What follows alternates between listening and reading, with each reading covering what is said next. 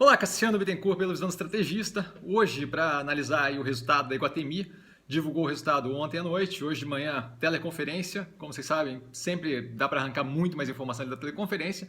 A operação de gestão de propriedade, em grande parte ali shopping de alta renda.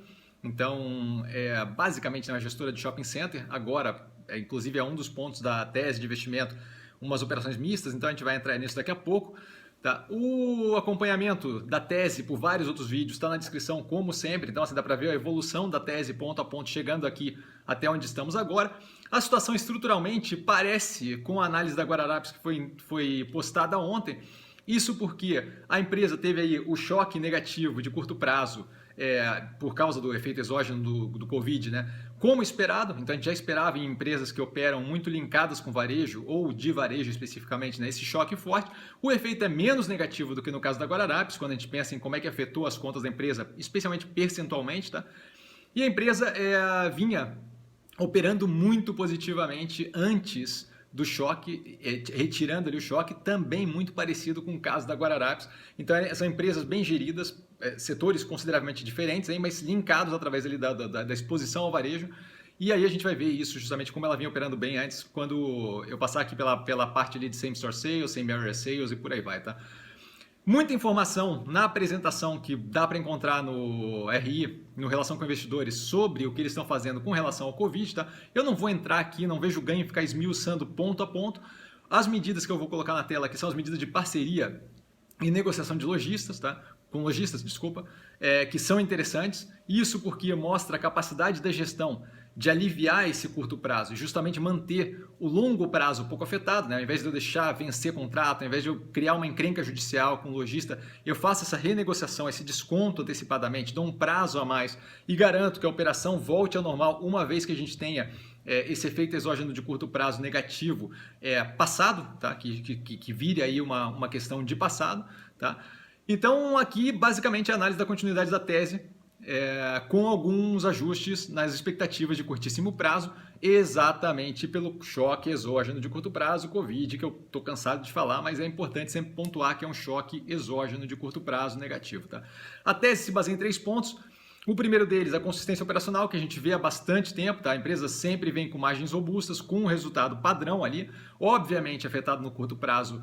A gente não vai ver isso no due diligence daqui a pouco exatamente assim, mas de qualquer forma, ainda assim, a empresa mostra alguma resiliência, manutenção da perspectiva para o longo prazo, uma vez que esse choque passe, né, pela forma que ela é organizada, de relação com os clientes, o nível dos clientes que ela tem, e o público-alvo mais resiliente, um público-alvo com maior poder aquisitivo, que não tende a ter uma perda tão grande de massa salarial, ou que a perda que tem de massa salarial não faz propriamente uma grande diferença, né? Sendo clientes não, né? Mas shoppers, ali, né? Consumidores de posse. Isso daí acaba ajudando ali a gente ter uma volta mais agressiva para uma operação normal que vinha operando muito bem anteriormente, tá? Aproximadamente 1/3 dos shoppings já estão abertos, então são 5 shoppings e a gente tem planos para mais. Aí o shopping de Brasília está abrindo agora nos próximos dias e a gente está vendo aí um movimento, inclusive São Paulo, o estado de São Paulo já planejando aí várias etapas de reabertura de shopping, comércio e por aí vai, planejado nos próximos meses, semanas, dias, depende ali de como é que vai ser a evolução, município a município, região a região. E aí quando eu estou falando de região de panorama de saúde, não região geográfica especificamente, tá?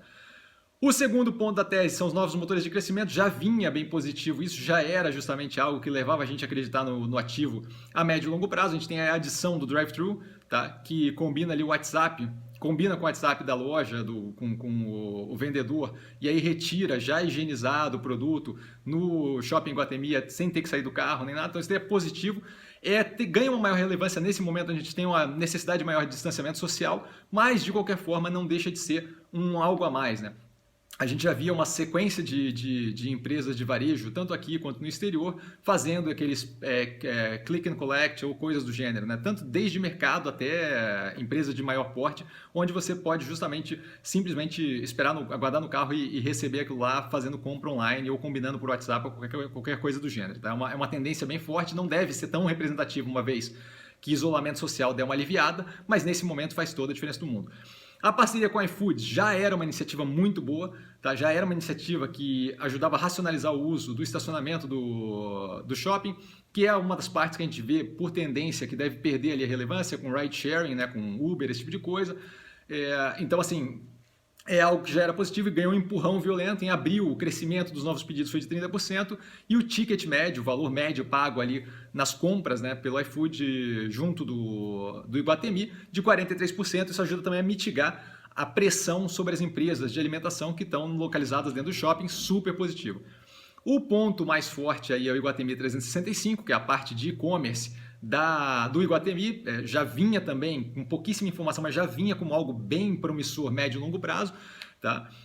A empresa, através do Iguatemi 365, começa a ganhar uma cara mais voltada para o omnichannel, né? Então os shoppings acabam virando ali hub de distribuição também. Eu acho essa ideia super positiva, super numa direção boa. A gente estava antes com aproximadamente 100, 125 marcas e agora a gente tem 250, então mais de 100 marcas desde o final de março. Por quê? Porque acabou virando um canal muito positivo para poder justamente vender, especialmente as marcas mais alvo ali do Iguatemi, que são marcas mais de alto nível, você não encontra em qualquer lugar organizado daquele jeito ou com a confiança que você tem, o hubzinho de marcas daquele mesmo padrão, né? Max Mara, Burberry, por aí vai, né?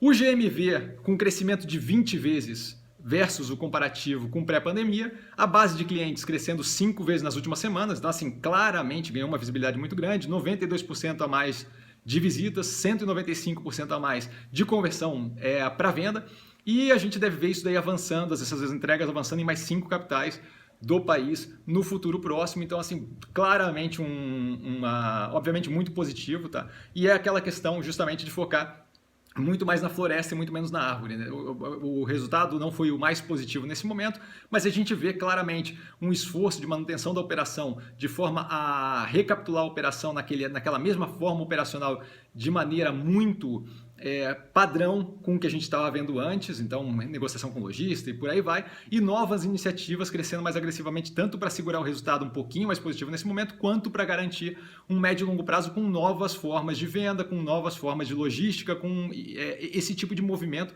tá? Para deixar de ser pura e simplesmente aquele shopping que você vai visitar, mas um shopping onde você tem mais opções de como acessar aquele produto final, de como lidar, de como se relacionar com o lojista que você quer visitar, com o produto que você quer comprar. Então, acho muito, muito interessante. Por último ponto, o direcionamento estratégico. A gente já via eles renovando o portfólio de shoppings, e isso eu acho super positivo e continua alinhado nessa direção. Nenhum movimento mais forte e recente, né? Foi a venda do shopping de Florianópolis e por aí vai, Caxias, se não me engano também, e a compra de participação maior em outros shoppings que estão mais alinhados com a estratégia deles. De qualquer forma, eu acho que vale a pena a gente observar a médio e longo prazo os projetos mistos, tá? E nesse caso a gente tem em construção o Torre Galeria, que a princípio está mantendo o prazo de entrega para dezembro de 2021. Vale observar por quê? Porque a gente deve ter uma mudança na cultura de office, né? de cultura de escritório. Então, assim, tem que ver como isso vai afetar esses projetos mistos que tem ali, muitas vezes parte residencial, parte de escritório e o shopping em conjunto com a história, ou às vezes não o shopping junto. Eu gostaria de ver o quê?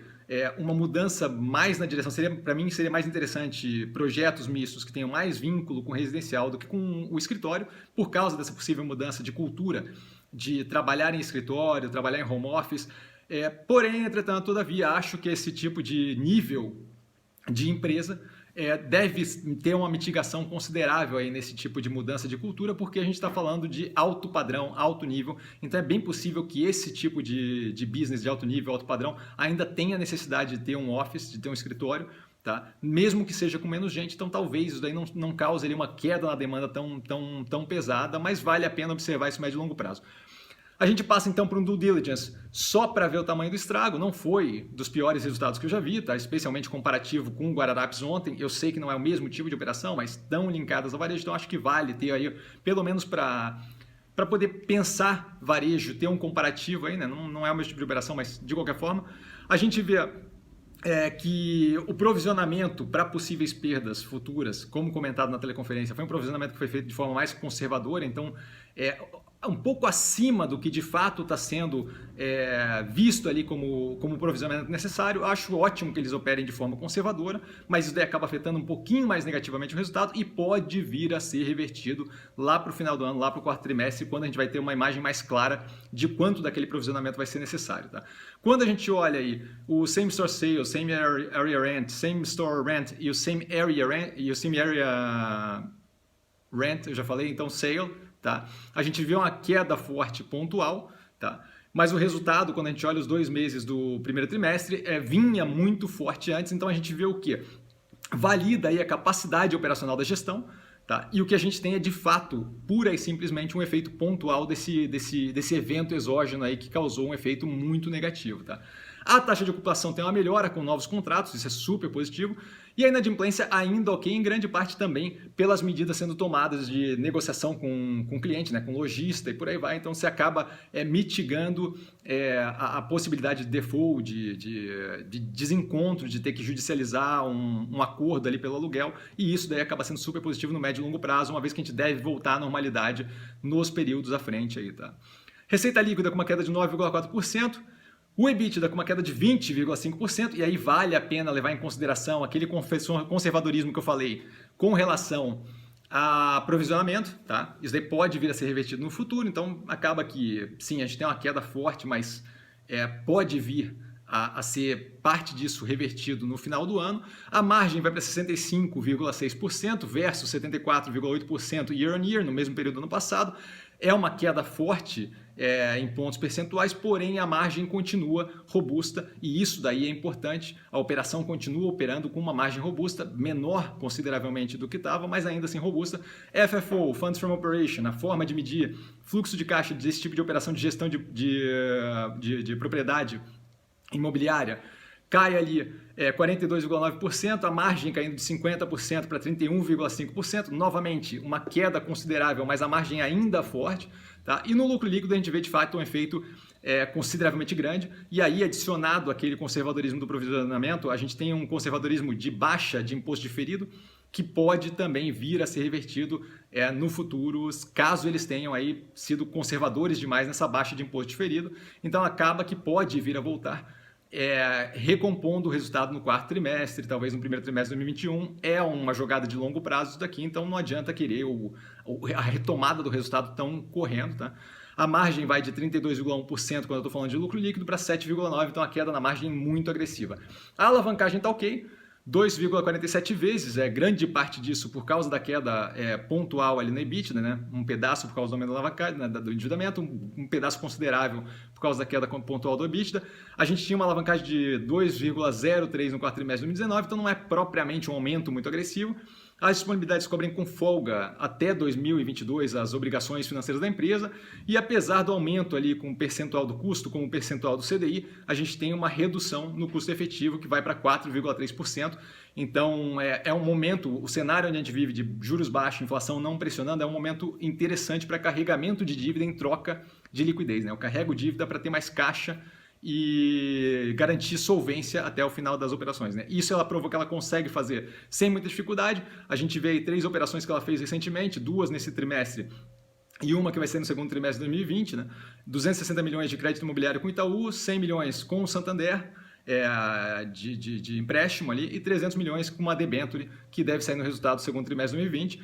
A minha posição está aqui do lado, eu tenho a posição há algum tempo, não estou preocupado com o preço do ativo.